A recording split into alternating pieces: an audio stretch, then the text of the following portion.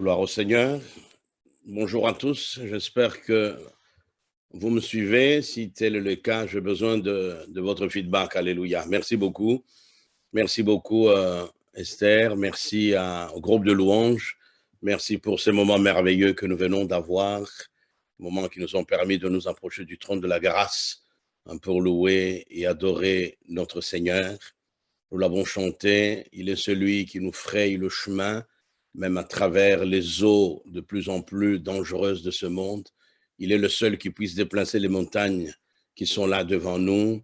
Il est le seul, mes amis, qui nous donne la force dont nous avons besoin pour aller de l'avant, et ce, quel que soit, ce qu'il y a devant nous. En tout cas, que le Seigneur soit béni pour ce moment de louange, ce moment d'adoration. Je suis très ravi de vous souhaiter donc la bienvenue à notre célébration dominicale, à ce culte qui est une opportunité pour nous de nous approcher du Seigneur pour assumer d'abord notre première vocation, qui est donc celle de louer le Seigneur, d'adorer le Seigneur, d'épancher nos cœurs en sa présence et devant sa face, dont ne l'oublions jamais. C'est lorsque nous entrons dans la présence du Seigneur, lorsque nous laissons nos cœurs là devant lui, qu'alors nous accomplissons notre raison d'être ici-bas, notre raison de vivre. Et puis ensuite, il y a l'autre vocation donc vis-à-vis du monde qui nous entoure, vis-à-vis de frères et sœurs, vis-à-vis de l'Église, mais au-delà de l'Église, vis-à-vis du monde. Que Dieu soit béni, donc bienvenue. Nous rendons grâce à Dieu pour cette occasion qu'il nous accorde, malgré un contexte difficile. Nous avons quand même si c'est de manière virtuelle, nous avons nos réunions, nous pouvons nous voir, interagir et communier les uns avec les autres. Que Dieu soit béni. Sans plus tarder, je vais donc passer la parole au diacre Patrick. C'est donc lui qui va nous partager le message ce matin. Nous voulons demander au Seigneur de pouvoir poser sa main sur lui. Et avant de lui passer la parole, je voudrais que nous prenions encore un petit moment pour prier, pour laisser nos cœurs se réjouir une fois de plus dans sa présence. Inclinons nos têtes et prions, demandant à Dieu de nous aider à être attentifs alors que la parole sera proclamée, alors que le message nous sera partagé par son serviteur. Oh, alléluia.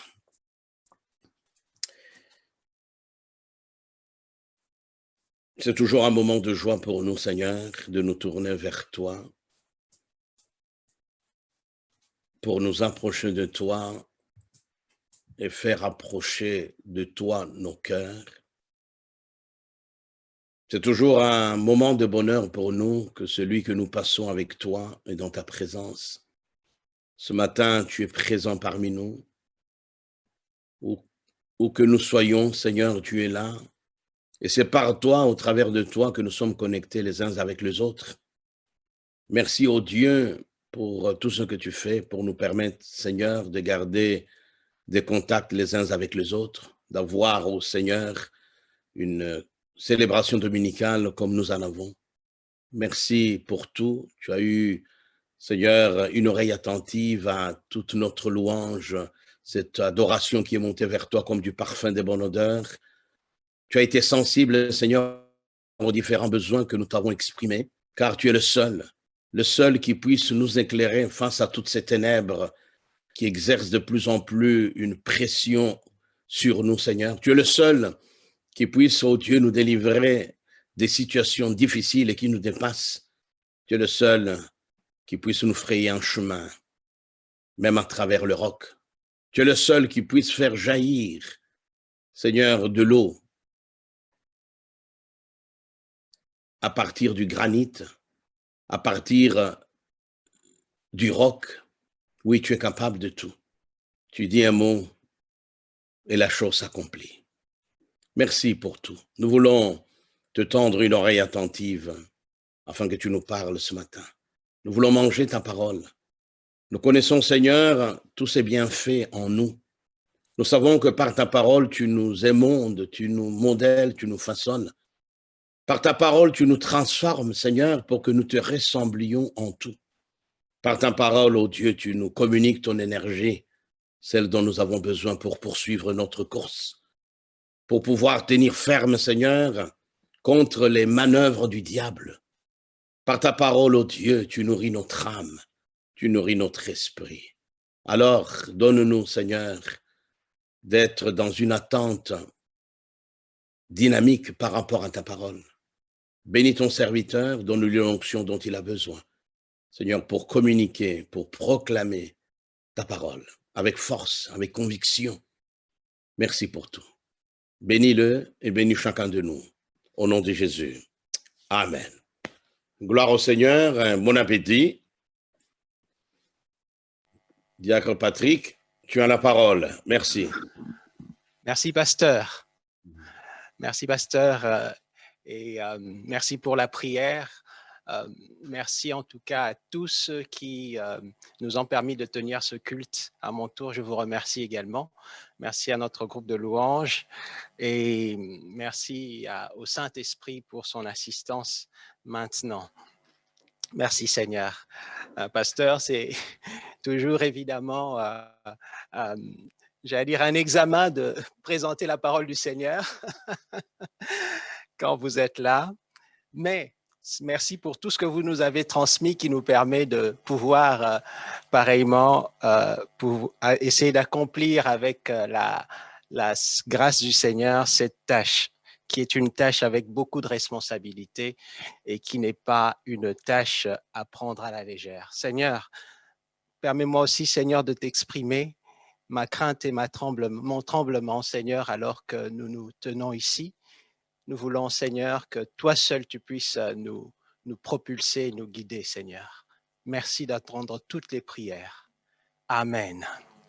Merci, Seigneur.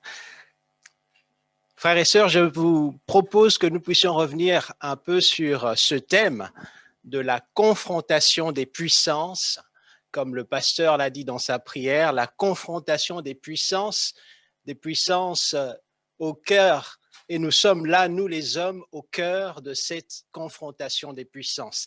D'un côté, il y a Dieu et tout son amour, le grand amour en vue du bonheur de l'homme. Et de l'autre, il y a ces forces de destruction qui veulent nous éloigner de Dieu. Le Seigneur nous a dit, « Homme, donne-moi ton cœur ». Et le cœur de l'homme restera toujours au centre de cet enjeu. Et cela est une chose qui traverse les Écritures du début jusqu'à la fin. L'homme est au cœur de cette confrontation, de ce combat, de ce tiraillement entre, d'une part, les forces du Seigneur, la bonté du Seigneur et son grand amour, et d'autre part, ces forces qui veulent notre destruction. L'homme est au cœur de cette confrontation, mais aussi les projets de Dieu pour l'homme, ou les projets que Dieu veut que l'homme accomplisse en son nom, parce que souvenons-nous que les Écritures disent qu'il nous a créés pour le bon plaisir de sa volonté et qu'il a voulu l'Église afin d'accomplir les actes qui vont le glorifier. Et la réalisation par l'homme de ce projet de Dieu est au cœur du combat dans lequel chacun d'entre nous est engagé. Si nous parlons de nous aimer les uns les autres, si nous parlons de chercher la sainteté, si nous parlons d'évangéliser, si nous parlons de faire du bien autour de nous, sachons que ce projet, ce dessein bon que Dieu a mis dans nos cœurs est aussi l'objet d'un tiraillement, l'objet d'une bagarre entre les forces de ténèbres et la bonté de l'Éternel pour le monde. Dieu nous dit, Dieu nous rappelle, et nous allons le voir dans les Écritures, que de tout temps, cette confrontation est toujours présente. Je vous invite ce matin à lire dans Nombre chapitre 22. Nous lirons les versets 1 à 6 et nous lirons par la suite Michée chapitre 6 à partir du verset 5. Nombre 22, versets 1er à 6. On parle du peuple d'Israël sorti d'Égypte qui est en train d'aborder tout doucement les territoires qui étaient destinés par Dieu pour eux. le territoire promis. Tout doucement, ils abordent, ils arrivent tout doucement aux frontières de ce territoire. Les Israélites partirent et campèrent dans les plaines de Moab, au-delà du Jourdain, vis-à-vis de Jéricho. Balak, fils de Tsippor, vit tout ce qu'Israël avait fait aux Amoréens. Et Moab fut très effrayé en face d'un peuple aussi nombreux. Moab fut horrifié, terrifié en face des Israélites. Moab dit aux anciens de Madian, cette assemblée va brouter tout ce qui nous entoure, comme le bœuf broute la verdure de la campagne. Balak, fils de Tsippor, était roi de Moab en ce temps-là. Il envoya des messagers auprès de Balaam, fils de Béor, à Pétor, sur le fleuve, sa patrie, afin de l'appeler et de lui dire, écoutez bien ceci, voici un peuple qui est sorti d'Égypte, qui couvre la surface de la terre et qui habite vis-à-vis de moi.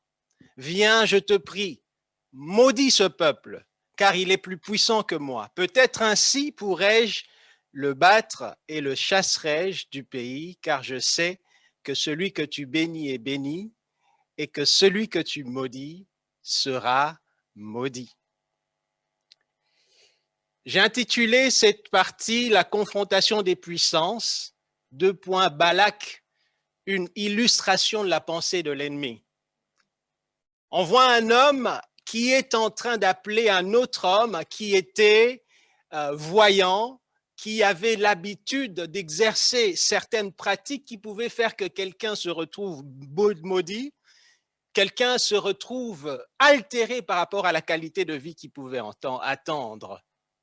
Et l'intention de l'ennemi se manifeste là au verset 5 en disant « Voici un peuple qui couvre la surface de la terre, viens, je te prie, maudis-le, car il est plus puissant que moi, peut-être ainsi pourrais-je le battre et le chasser loin de mon pays. » Plusieurs siècles après, 1000 ans sont passés, le prophète Michée va rappeler cet épisode à Israël. On va aller dans Michée chapitre 6, verset 5. Michée dit au peuple d'Israël, nous y sommes, mon peuple, rappelle-toi ce que projetait Balak, roi de Moab. Mon peuple, rappelle-toi ce que projetait Balak, roi de Moab. Et c'est que lui répondit Balaam, fils de Béor, depuis Chittim jusqu'à Gilgal. Pourquoi tu dois te rappeler ça? Afin que tu reconnaisses les actes de justice de l'Éternel, ou alors les actes de délivrance de l'Éternel, ou alors comment l'Éternel t'est venu en secours. En fait, mon peuple, toute cette histoire de Balaam et de Balak, des intentions mauvaises qu'il a eues à ton égard, tu dois t'en souvenir aujourd'hui. Tu dois t'en souvenir aujourd'hui afin que tu reconnaisses les actes de puissance, les actes, de délivrance, la bonté de Dieu qui est venue à ton secours. En fait, mon peuple, de toute cette histoire, c'est toi qui es au cœur des enjeux. Toute cette histoire, Dieu ne les a pas permis juste pour ton information. Toute cette histoire, toutes ces guerres dans le monde spirituel, tous ces enjeux difficiles qui sont des enjeux de vie ou de mort, Dieu te les rappelle, non pas pour que tu les connaisses de façon théorique, non pas pour que ça enrichisse ta banque de données, non pas pour que ça enrichisse ta culture personnelle, spirituelle ou autre que ce soit, mais c'est afin que toi, tu te souviennes de l'Éternel, le Dieu puissant qui est l'auteur de ta délivrance. Amen. Lorsque l'Église parle du combat spirituel, ce n'est pas pour connaître les noms des démons, ce n'est pas pour comprendre comment ils marchent ou ils courent. Le but de tout ça, c'est de nous ramener à l'Éternel, notre Dieu, qui est l'auteur de notre délivrance. Amen. Et que cela doit être ce qui occupe nos esprits de façon permanente. Si vous êtes occupé à chasser des démons et que vous ne pensez qu'aux démons et vous ne pensez plus à l'Éternel qui donne de délivrance, il y a un problème. C'est ce que Michée nous dit ici. Amen. Mon peuple, rappelle-toi ce que projetait Balak, Rappelle-toi de sa pensée ennemie. Rappelle-toi de tout ça, mais souviens-toi, afin que la finalité, c'est que tu te souviennes des actes de justice de l'Éternel. La finalité, autrement dit, c'est que tu te souviennes de moi et que tu aies une relation avec moi. Je cherche ton cœur. Amen. Donne-moi ton cœur. C'est le plus important. Aie confiance en moi. C'est le plus important. Amen. Michée est aussi en train de nous dire, rappelle-toi, prends conscience à nouveau. Ne te laisse pas égarer par le temps qui passe et qui peut te faire perdre le bon souvenir. Que le souvenir de ce qui s'est passé te revienne. Souviens-toi des intentions, des projets qu'il a, des manigances qu'il avait, n'ignore pas. Une des grandes réussites de Satan dans notre génération, disait un orateur ou un écrivain que j'ai lu, c'est qu'il a réussi parmi beaucoup de chrétiens à faire croire qu'il a cessé d'exister. Le diable a réussi à faire croire à beaucoup de chrétiens qu'il a cessé d'exister ou qu'il n'intervient plus dans les affaires de notre génération. Et Paul va secouer les consciences des chrétiens dans 2 Corinthiens chapitre 2, verset 11. Lisons-le. Il dit, je vous dis ces choses afin de ne pas laisser l'avantage à Satan, car nous n'ignorons pas ses desseins.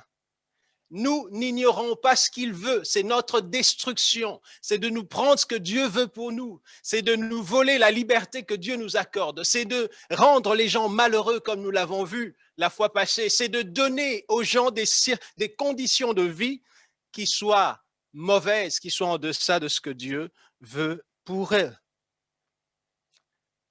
Ici, spécifiquement pour Balak, qui est lui-même, il est une illustration de la pensée ennemie contre le peuple de Dieu.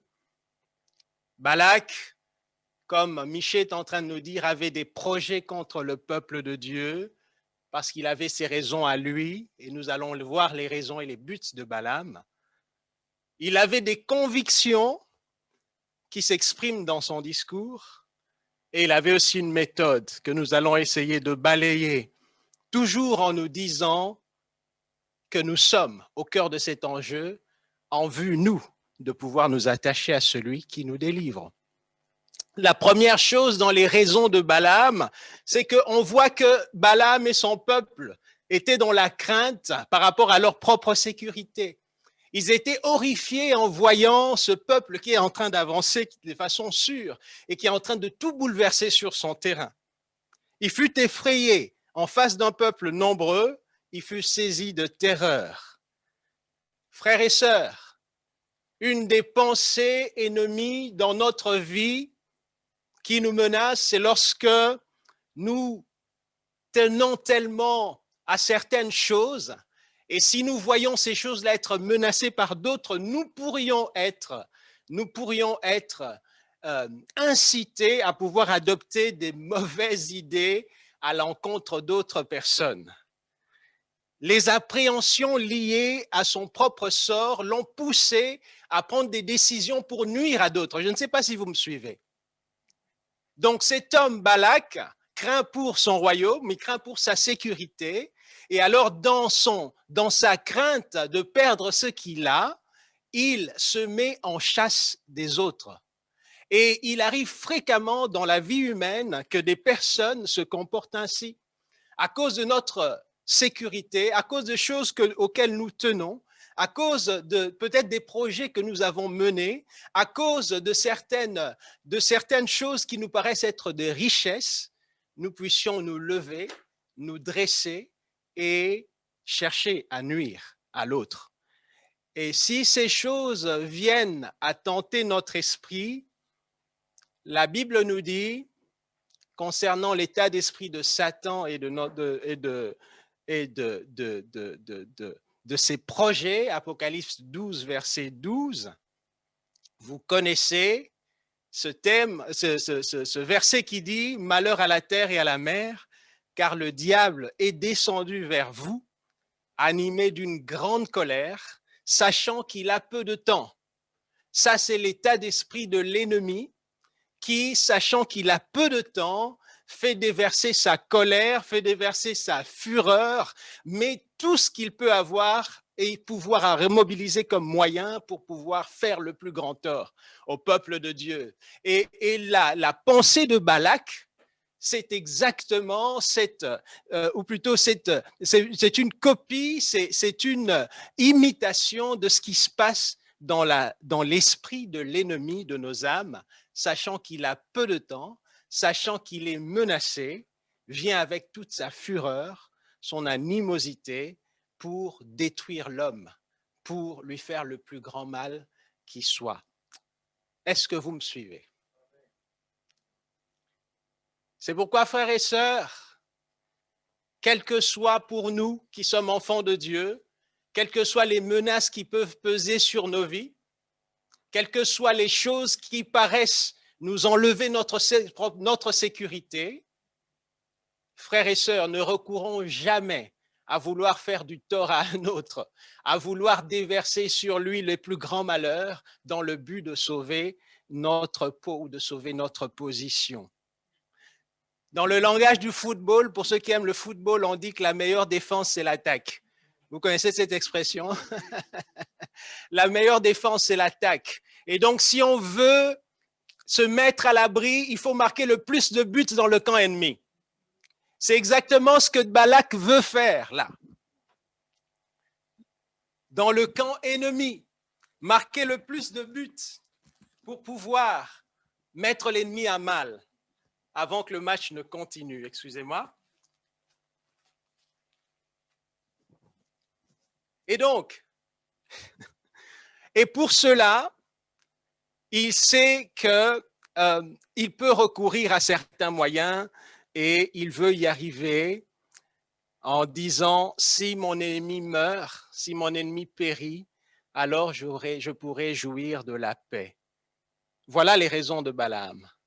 Et son but, c'est affaiblir Israël afin de pouvoir le vaincre. Son but, c'est d'empêcher à Israël d'atteindre l'objectif de Dieu, d'exercer les jugements sûrs, comme la Bible l'avait dit, sur l'iniquité des Amoréens à travers Genèse 15, 16, parce que Dieu avait prévu de juger ce peuple. Et le fait que ce peuple est en train d'avancer, sûrement que les péchés, l'idolâtrie, les magies, les pratiques destructrices inspirées par Satan qui étaient pratiquées sur la terre d'Israël, la terre de Canaan, Israël venait en effet pour les balayer parce que vous savez que la loi de Moïse ne laissait aucune place à ces pratiques. Et donc, lorsqu'Israël viendrait, Israël balayerait toutes ces choses, balayerait ces idoles, balayerait ces cultes de Satan, balayerait ces cultes où on immolait les enfants pour apaiser les dieux, ces cultes où les gens vivaient parfois dans la débauche, les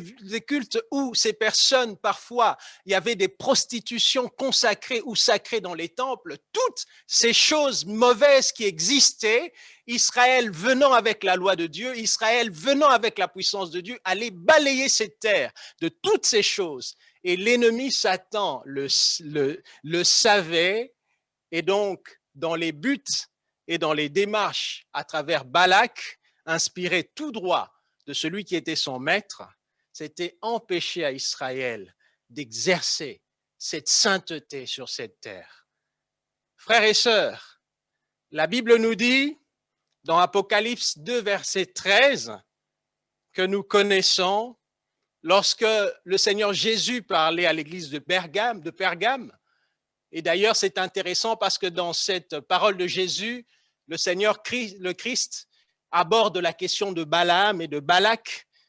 Il dit ceci, voici ce que dit celui qui a l'épée aiguë, je sais que où tu demeures, là est le trône de Satan.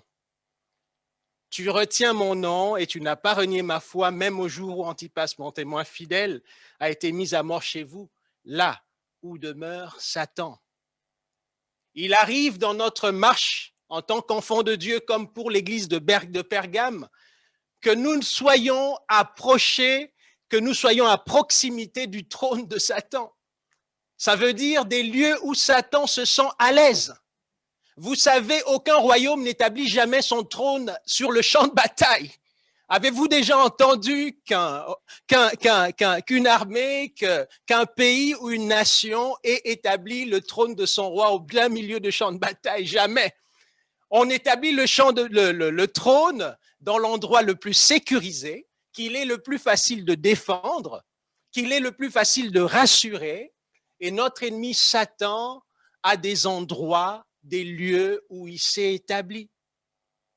Souvenons-nous qu'il nous est arrivé en tant qu'Église d'aller tenir des cultes dans des maisons qui sont voisines avec des maisons parfois où se passent des actes les plus odieux. Nous avons déjà été à Bezé, sur un certain endroit où nous avons loué, et nous savons ce qui se passe de part et d'autre. Nous avons parfois côtoyé des gens drogués, parfois des gens qui sont dans les vices et dans des perversions. Est-ce que vous imaginez que ces endroits où le diable se sent à l'aise, il puisse laisser comme ça les gens être évangélisés, les gens être gagnés, les gens être changés? Est-ce que vous imaginez que le diable laisse des gens alcoolisés, des gens pervertis dans la drogue ou dans des choses les plus abjectes? Vous imaginez que l'ennemi dise « Oui, je les laisse tout simplement aller. Oui, je laisse cette terre de Canaan se nettoyer de l'idolâtrie. Je laisse cette terre de Canaan se nettoyer des cultes où on immole des enfants pour apaiser les dieux. » L'ennemi défend son territoire. Et le but et la démarche de Balak s'inscrit dans ce cadre, défendre son territoire. Et nous devons nous revêtir de cet esprit, l'esprit de Dieu, qui nous permet de conquérir les territoires spirituellement.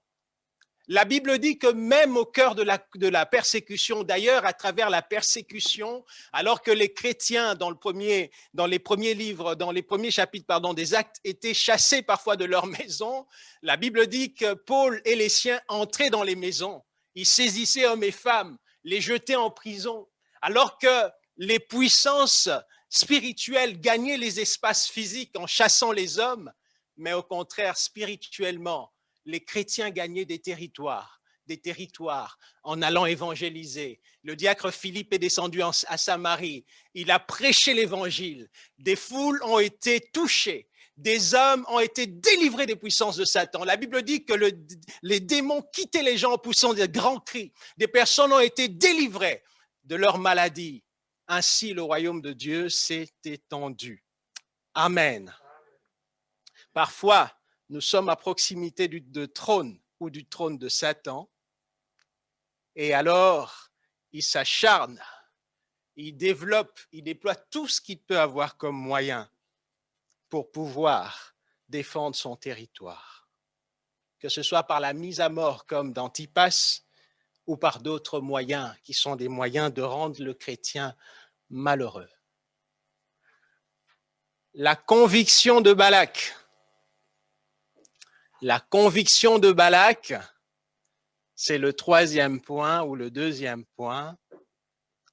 Balak était habité par des convictions. Il pensait que des paroles associées à des pouvoirs spirituels avaient la capacité de modifier les événements de la vie. Il pensait que des paroles, on va retourner dans le texte,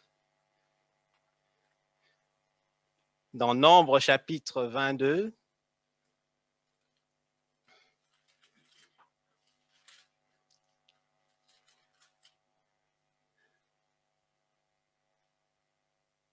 Michel nous demande de nous souvenir des intentions, des projets de Balak qui sont mauvais vis-à-vis du peuple de Dieu.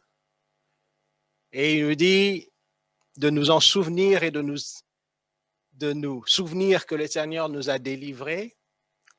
Et lorsqu'on regarde Balak, comment il a voulu emmener ses projets à leur fin, la Bible dit au verset 6 qu'il dit à Balaam, son prophète, son homme de main, « Viens, je te prie, maudis-moi ce peuple, car il est plus puissant que moi.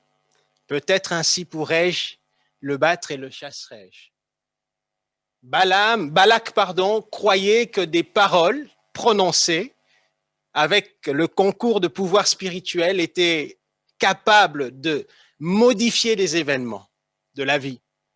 Il croyait vraiment que ces paroles avaient le pouvoir de renverser le rapport de force. Parce qu'en fait, ce peuple qui est plus fort que moi, comme il est en train de le retenir, de le reconnaître, je pourrais le battre si tu dis des paroles, si tu prononces certaines choses, si tu dis des incantations, des imprécations, si tu prononces des formules et que tu dis certaines choses, je pourrais vaincre ce peuple. Il y a quelques années, le pasteur Blair est revenu d'une retraite, je pense, ou d'une conférence du mouvement SF6, c'était dans un pays de l'Est. Et si ma mémoire est bonne, c'est la Bulgarie. Et il disait que,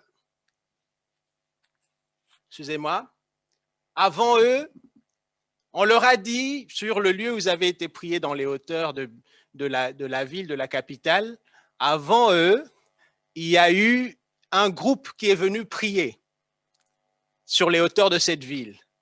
Mais on leur a dit que c'était un groupe de satanistes qui est venu pour prier au-dessus de la ville. Et pour prononcer des choses au-dessus de la ville, le but, c'était de détruire les familles chrétiennes. Et ces choses qui sont pratiquées là étaient pratiquées déjà à l'époque. Balak croyant que des paroles, des imprécations, des formules, des décisions, des paroles d'un homme pourraient lui permettre de battre Israël. Cela me fait rappeler cet enseignement que nous avons eu du pasteur il y a quelques années.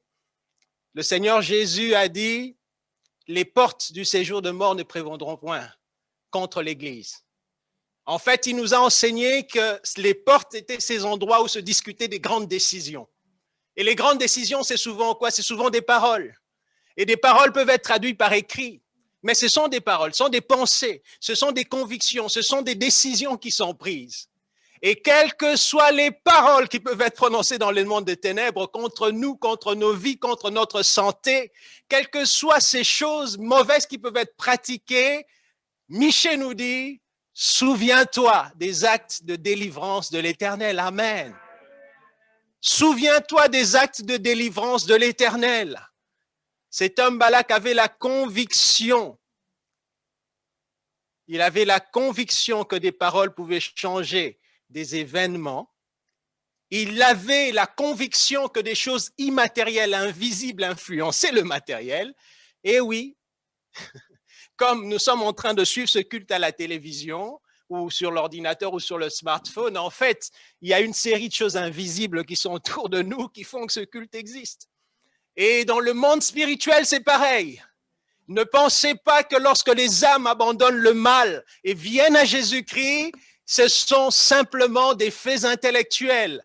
Comment un homme peut abandonner ce qui lui fait plaisir, ce qui le satisfait, ce qui lui le rend glorieux, pour servir un Messie qu'il n'a jamais vu, qui au contraire parfois le fait descendre d'un piédestal, alors qu'on l'appelait le lion ou je ne sais pas, l'aigle, ou il passe désormais et il est méprisé. Comment pensez-vous qu'une dame qui parfois, au gré de ses charmes, a embarqué des hommes et des hommes, et parfois amassé de l'argent, et un jour elle dit stop à cette vie, j'aime Jésus désormais, et elle dit même je suis mariée à Christ.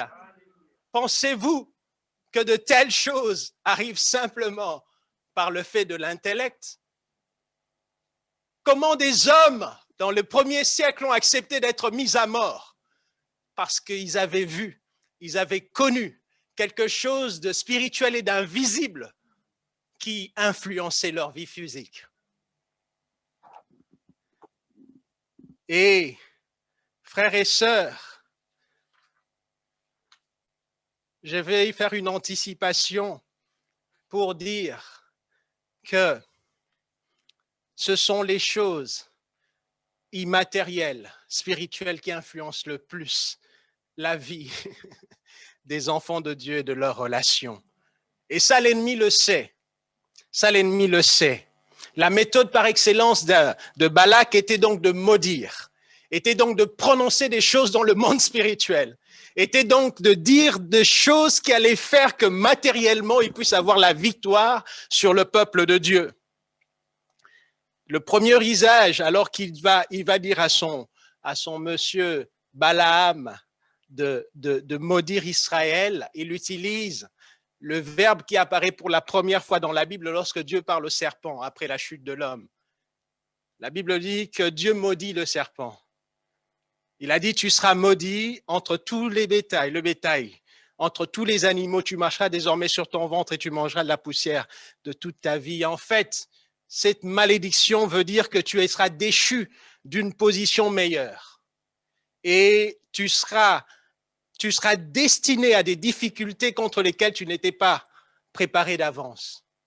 Et lorsque cet homme a dit à son homme de main, Balaam, maudis-moi ce peuple, il est en train de vouloir dire, fais qu'il soit déchu d'une position plus favorable que celle dans laquelle ils étaient avant. Il est en train de dire, fais qu'ils aient des difficultés par rapport auxquelles ils n'étaient pas préparés d'avance. Il est en train de dire qu'ils descendent du niveau où Dieu les veut pour être à un niveau tel que je puisse être supérieur à eux. Ça, c'est la pensée de l'ennemi. Vouler à la malédiction.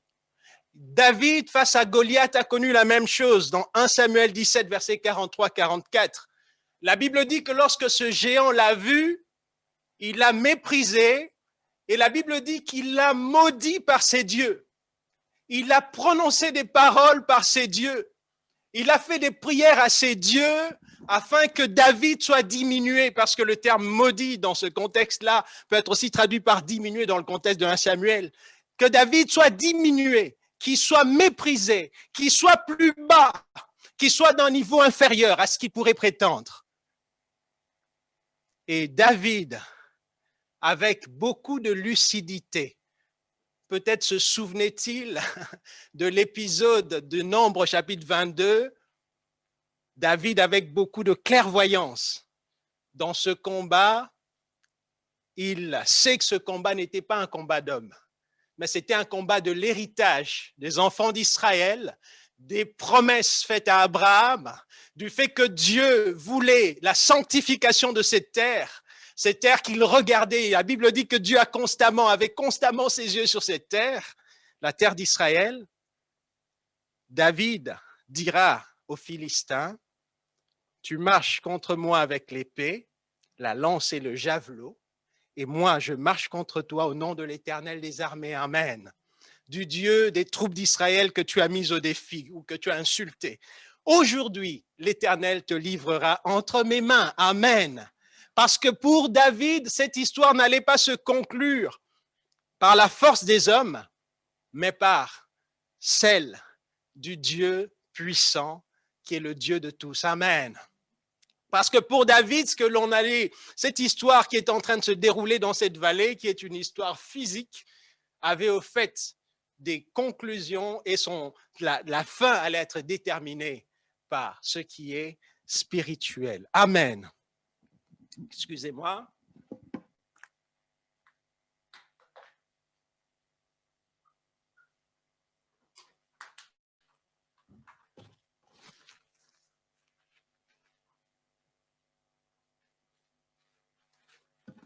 Gloire au Seigneur.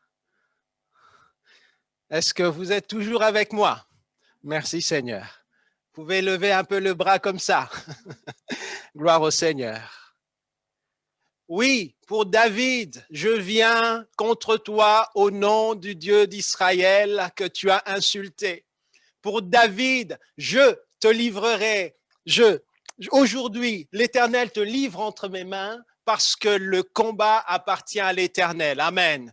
Pour David, ce qui se joue là dans la vallée n'est que le reflet de ce qui se passe dans l'espace spirituel. Amen.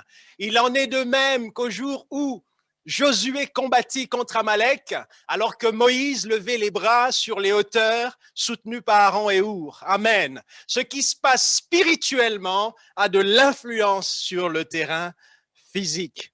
Amen.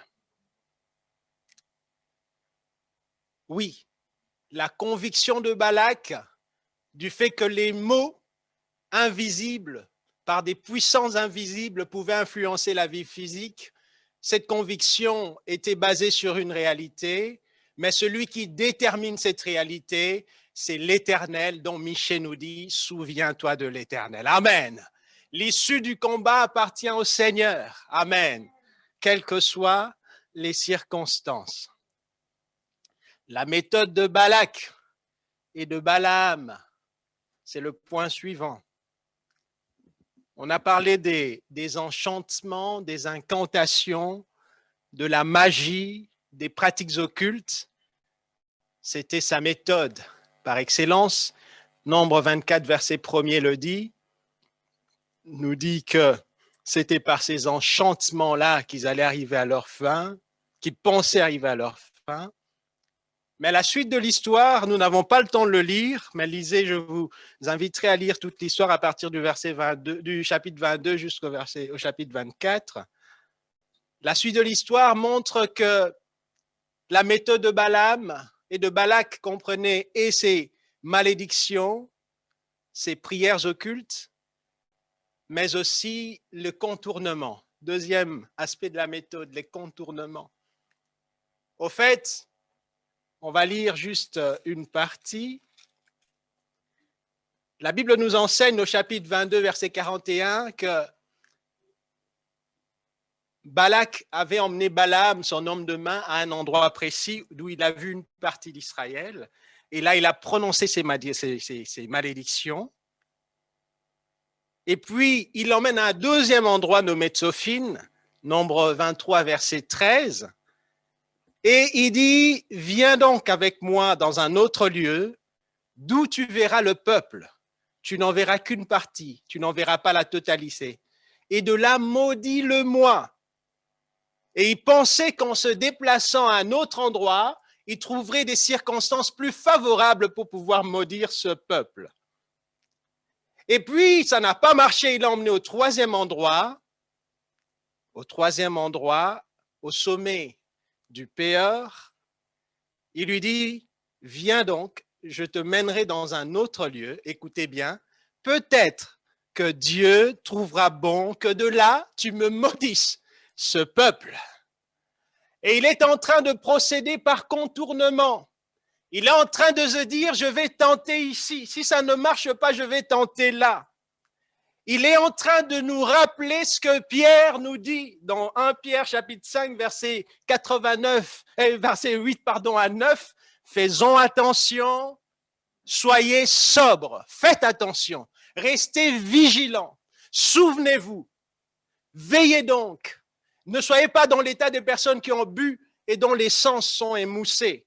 Votre adversaire, le diable, rôde, circule, contourne comme un lion rugissant, cherchant qui va dévorer. Résistez-lui avec une foi ferme. La méthode de l'ennemi est celle-là. Cherchant le côté le plus faible, cherchant la face qui sera peut-être un temps exposée au péché, afin que là, il puisse frapper. C'est pourquoi Paul nous dit, ne lui laissons pas d'accès, souvenons-nous de ses intentions, nous n'ignorons pas ses desseins. À la recherche de la partie du peuple où il lui serait permis de maudire. Mes frères et sœurs, nous qui aimons tellement nos familles, nous qui aimons parfois tellement, et je devrais dire nous devrions aimer toujours notre Église, nous qui aimons tellement les gens qui nous sont chers, ne voudrions-nous pas, ou plutôt ne ferions-nous pas en sorte que nous soyons, afin de ne pas être, le côté le plus faible par lequel l'ennemi va attaquer, soit de votre famille, soit de votre maison, et aussi par-dessus tout, n'oublions jamais l'entreprise par excellence de Christ sur la terre, ou je dirais l'unique entreprise de Christ sur la terre, qui s'appelle l'Église. Voudriez-vous être de ceux du côté de qui on va regarder et on pourra se dire, oui, là, il est permis de maudire. Oh, comme Josué disait, choisissez qui vous voulez choisir. Choisissez l'attitude dans laquelle vous voudriez être. Moi et ma maison, nous servirons l'Éternel. moi et ma maison, nous nous tiendrons pour l'Église. Dites-le vous-même, frères et sœurs. Vous pouvez le répéter où vous êtes. Je me sanctifierai afin qu'il ne trouve pas de voie chez moi. Je me purifierai, je veillerai, je ferai parfois comme Job, je me lèverai, je me dirai peut-être que tel a péché, je confesserai le péché, je livrerai des sacrifices de bonne odeur au Seigneur. Frères et sœurs, la persévérance et une certaine patience caractérisent notre ennemi. Il contournera. Comme quelqu'un disait, s'il a essayé 100 fois et qu'il a échoué, il reviendra la 101e fois. Quelqu'un d'autre a ajouté, s'il essaye 1000 fois et qu'il échoue, il essaiera la 1001e fois.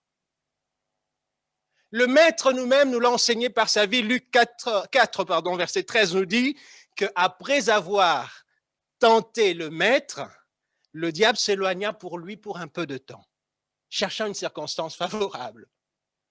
Et c'est son fonctionnement. Il cherche à contourner, il cherche à trouver la faille. Frères et sœurs, permettez-moi de vous dire ceci, c'est que les défaillances par rapport à la volonté de Dieu trouvent majoritairement leur genèse dans l'invisible. Je répète et je vais expliquer, les défaillances par rapport à la volonté de Dieu trouvent majoritairement leur genèse dans l'invisible. Si nous défaillons par rapport à la volonté de Dieu, si nous péchons par rapport à ce que Dieu nous dit, si nous nous écartons des buts de Dieu, croyez-moi, l'origine se situe toujours dans l'invisible. J'anticipe en citant Jacques qui disait que chacun est amorcé par sa propre convoitise. Est-ce qu'avez-vous déjà touché la convoitise? Avez-vous déjà palpé la convoitise? C'est dans l'invisible. Et c'est de là que viennent les sources de péché, de l'invisible. L'exemple de la chute de l'homme dans le jardin, c'est une discussion qui est une discussion à caractère spirituel. Qui est remise en cause? C'est la parole du Seigneur. Qui est remise en cause? C'est l'intégrité de Dieu. Lorsqu'il dit Dieu a-t-il réellement dit, il est en train de dire est-ce que ce Dieu est vraiment entier dans sa pensée? N'est-il pas un peu divisé? N'est-il pas en train de te tromper? Est-il vraiment fidèle? L'enjeu se situe là, malgré le maquillage visible qui est de la forme du serpent, le diable. Malheureusement, il y a des conséquences physiques.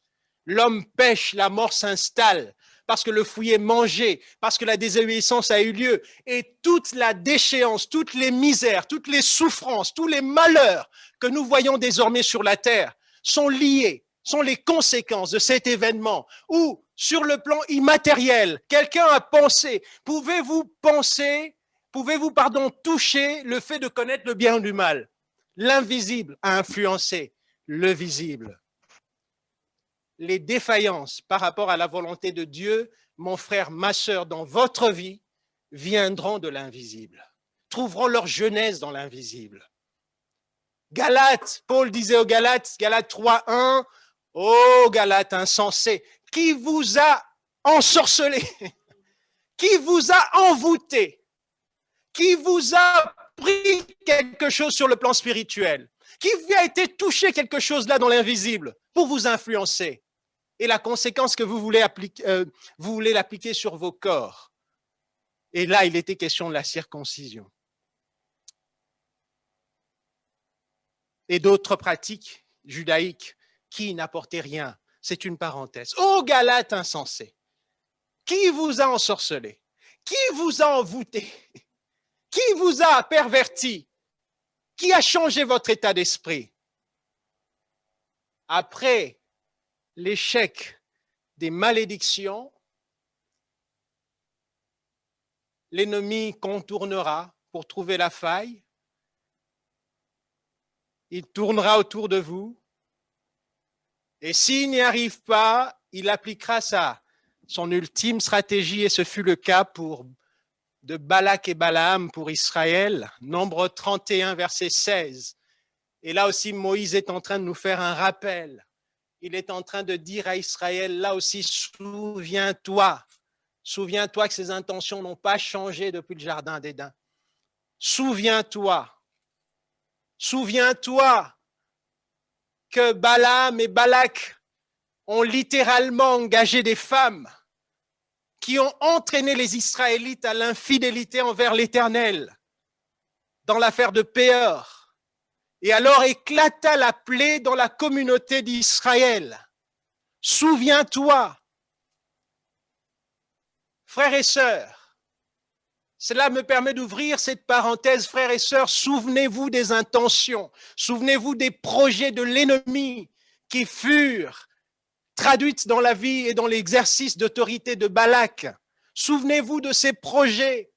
Ne regardez pas cette sexualisation à outrance que nous voyons dans notre génération comme simplement une simple évolution des mœurs. Cela vient tout droit des ténèbres. Ne banalisez pas. Ne dites pas la société a changé. Oui, la société a changé, mais sous l'instigation de l'invisible. Ne prenez pas les discours de notre temps. Ne dites pas cette histoire de se réapproprier son corps. Oui, le corps appartient au Seigneur, il ne vous appartient pas. Faites ce que Dieu a dit qu'il faut faire du corps. Amen. De toute façon, lorsque vous mourrez, vous vous rendrez compte qu'il ne vous appartient pas. Vous aurez la volonté de vivre dans le corps, mais le corps va vous dire non, c'est fini. Je retourne à la terre. C'est Dieu qui m'a créé. Frères et sœurs, réveillons-nous. Balak, son esprit est toujours à l'action. Les intentions de l'ennemi sont toujours derrière. Michée nous dit, souviens-toi. Michée nous dit, rappelez-vous. Et nous devons faire attention. Apocalypse 2,14. J'ai encore contre toi certains griefs, dit le Seigneur Jésus. Tu as là des gens qui maintiennent la doctrine de Balaam. Il enseignait à Balak à faire en sorte que les fils d'Israël trouvent une occasion de chute, en mangeant des viandes sacrifiées aux idoles, en se livrant à la débauche. L'esprit de cet ennemi est là et nous devons nous réveiller, nous devons nous sanctifier, nous devons nous mettre à part. Souvenons-nous de ces choses.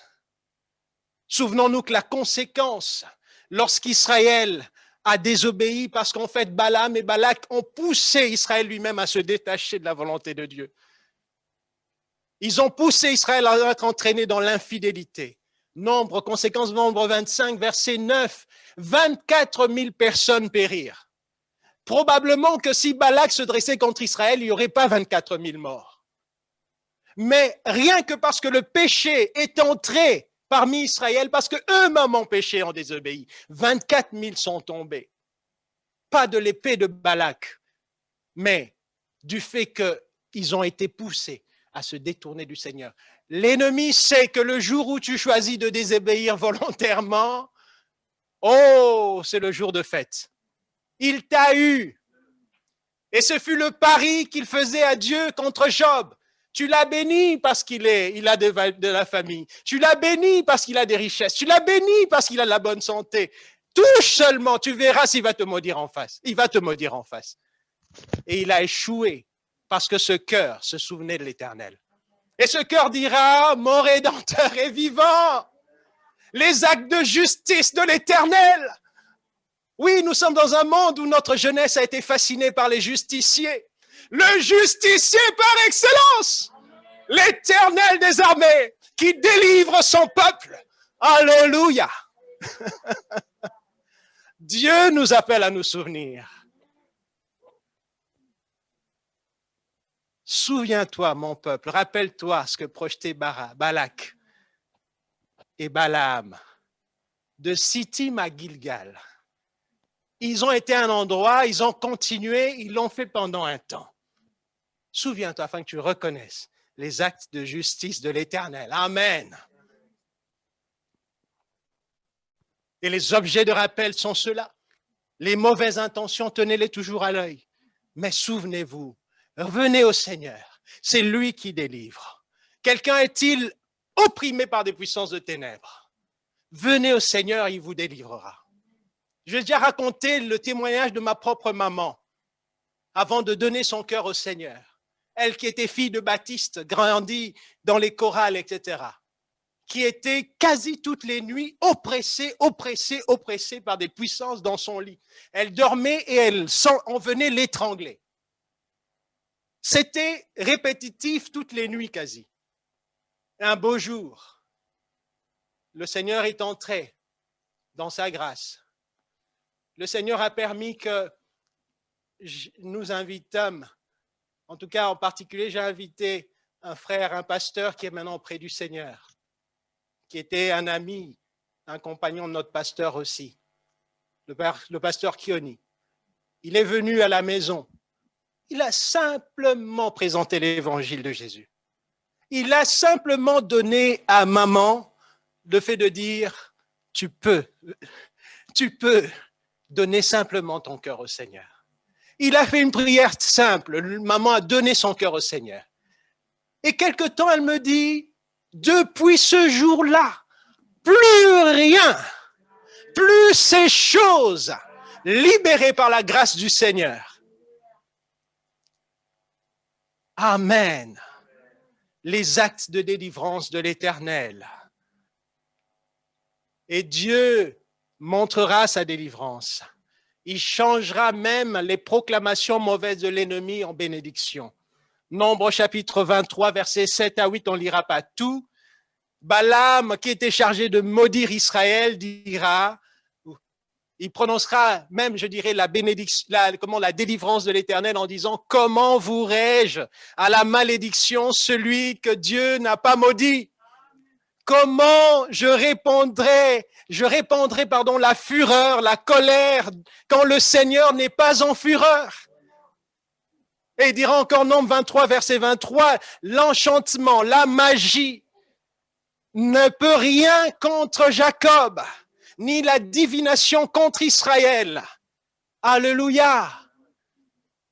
Frères et sœurs, en Christ, c'est pour ça que je le dis, et que je citais ce témoignage, en Christ se trouve votre délivrance. Si vous êtes agité ou opprimé par des forces de ténèbres dans votre vie, santé, famille ou autre, le Christ vous délivre. Le Christ vous soutient. La malédiction, les divinations, les forces de ténèbres ne peuvent rien. Chapitre 24, verset 7, son royaume. Prononciation encore des paroles chargées de maudire Israël, d'une personne chargée de maudire Israël. Son royaume, le royaume d'Israël, devient puissant, deviendra puissant. L'Église sera puissante. L'Église tiendra debout. Votre famille, votre vie tiendra debout tant que vous vous souviendrez de l'Éternel, vous le sanctifierez. Chapitre 24, verset 9. Comme un lion, l'Éternel vous compare. Comme un lion qui se couche, comme une lionne qui le fera lever. Alléluia. Dieu arrache de la bouche de nos ennemis la bénédiction malgré eux. Amen. Dieu arrache de la bouche de nos ennemis la bénédiction malgré eux. Il arrivera qu'ils vous disent, je ne t'aime pas, mais je reconnais que j'ai besoin de toi. Ils auront du mépris, diront, tu es un garçon intelligent, mais je ne te demanderai pas pardon malgré tout ce que je te fais, mais j'ai besoin de toi. Tu m'es utile. L'Éternel, le Dieu bon, alléluia. Vous serez comme Daniel, que le roi, à cause de ses conseillers, a jeté dans la fosse au lion. Et puis, dans son cœur, il dira, mais j'ai besoin de cet homme. Et puis, il dira, regardez en haut de la fosse, Daniel, fidèle serviteur de ton Dieu, est-ce que ton Dieu t'a-t-il délivré de la patte de lion? Philippiens 3, verset 21, que nous avons lu la fois passée. Tout ça parce que le Christ a le pouvoir de s'assujettir efficacement toutes choses. Alléluia. Le Christ a la capacité de prendre et de se soumettre toutes choses.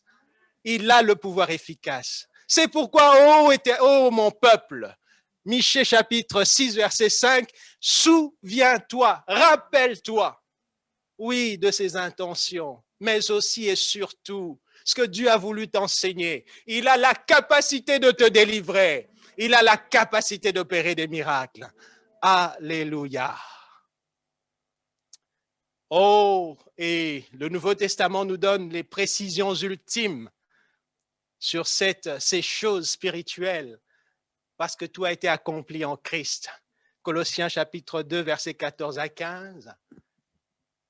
Et si nous avons été comme du côté du peuple où il fut favorable de maudire, si notre vie a été un terreau ou un terrain favorable aux malédictions de l'ennemi, il pouvait tout prononcer parce que notre vie était tellement abjecte.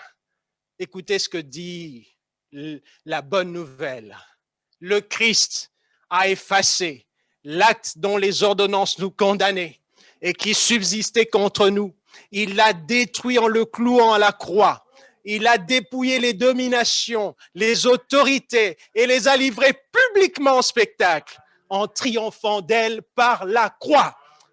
Alléluia. Et Michée va poursuivre son discours pour nous parce que tout ce qui a été dit l'a été pour nous. Verset 6 du chapitre 6 de Michée. Avec quoi me présenterai-je devant l'Éternel? Après que l'Éternel m'ait rappelé et dit que j'ai opéré des actes de délivrance, après que l'Éternel lui fait toutes ces choses, après qu'il ait anéanti la malédiction des ennemis, avec quoi me présenterai-je devant l'Éternel? M'inclinerai-je devant le Dieu très haut? M'humilierai-je devant le Dieu très haut? Est-ce que je vais me présenter avec des holocaustes, avec des veaux d'un an? L'Éternel agréera-t-il des milliers, une hécatombe de béliers, comme disait une autre version? Est-ce que l'Éternel va se plaire par des torrents d'huile que je vais déverser devant lui? Que donnerais-je pour mon crime? Serait-ce mon premier-né? Ça, c'était des pratiques de ce peuple. Pour mon péché, serait-ce le fruit de mes entrailles? Non. Verset 8, écoutez la pensée de Dieu pour l'homme. On t'a fait connaître, ô homme, ce qui est bien. On t'a fait connaître ce que l'Éternel demande de toi, réclame de toi. C'est que tu agisses selon la justice ou l'équité, que tu aimes la fidélité, l'amour, la bonté, et que tu marches humblement devant ton Dieu, que tu t'abaisses devant le Seigneur. Et Paul va reprendre cette idée dans Romains 12, verset 1er.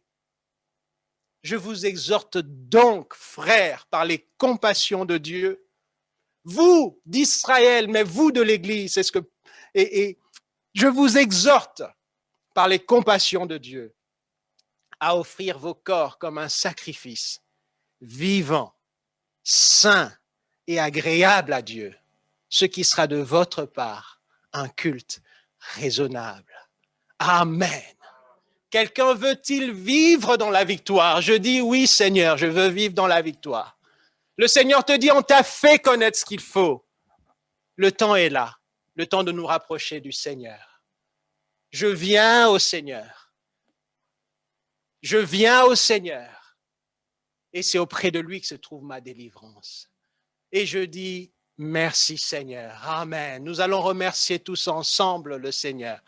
Alléluia. Commençons à élever le Seigneur par nos remerciements. Et si nous avons à donner notre cœur au Seigneur, jetons-nous dans ses bras. Et si nous avons des oppressions de toutes sortes, il est notre délivrance. Allons à lui maintenant. Allons à lui. Amen. Oh, l'oboshaya. Prions le Seigneur. Merci Seigneur. Merci Seigneur de nous soutenir. Merci Seigneur de nous délivrer. Merci Seigneur d'accueillir ceux qui viennent dans ta maison. Merci Seigneur de nous libérer, mon Dieu, des captivités de toutes sortes. Merci de nous donner la paix, Seigneur. Merci pour cette heure. Seigneur, merci d'être avec nous, Seigneur. Merci, Seigneur, de faire que nous nous souvenions de toi. Merci de faire en sorte que nous tenions, Seigneur, dans la bataille. Merci de faire en sorte que, Seigneur, notre Dieu, les paroles de tes délivrances habitent dans nos cœurs. Merci de faire en sorte que nous puissions sortir, Seigneur, victorieux de ces temps difficiles. Tu es le Dieu de notre salut. À toi l'honneur, À toi la gloire, à toi la liberté. Oh Seigneur, nous sentons libres de nos chaînes, s'il vous plaît. Alléluia. Avant de donner la parole au pasteur, libre de nos chaînes. Amen. Alléluia. Ta main souveraine affermit nos pas. Alléluia. Nous comptons sur toi, Seigneur. Oh Maranatha, viens, Seigneur. Tu es l'objet de notre désir. Seigneur, c'est toi qui nous sauves. Alléluia. Gloire à toi, Seigneur. Merci. Nous continuons à prier encore. Amen. Gloire au Seigneur. Bon. Merci. Amen. Vers toi. Amen. Alléluia. Ta main Nous marchons avec le Seigneur. Si le désir de liberté est là, venons au Seigneur. Gloire à toi, Seigneur. Merci, Jésus. Oh, merci parce que ta lumière chasse les ténèbres de vie. Couronné d'éclats. Soyons sur la terre, messagers de joie.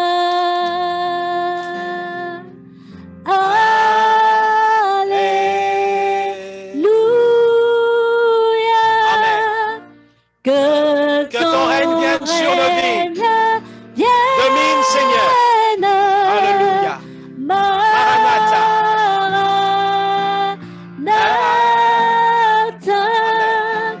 Viens, Jésus, règne en moi. Amen. Alléluia. Alléluia. Alléluia. Que ton règne vienne.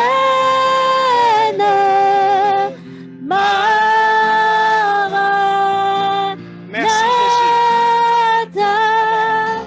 Viens, Jésus, règne en moi. Viens, Jésus, règne en moi. Viens, Jésus, règne en moi. C'est la seule chose plus merveilleuse. Viens, Jésus, qui puisse délivrer mon âme. Établis ton règne dans nos vies, Seigneur. Nous te disons merci, Seigneur. À toi la gloire. Amen. Nous allons rendre la parole au pasteur.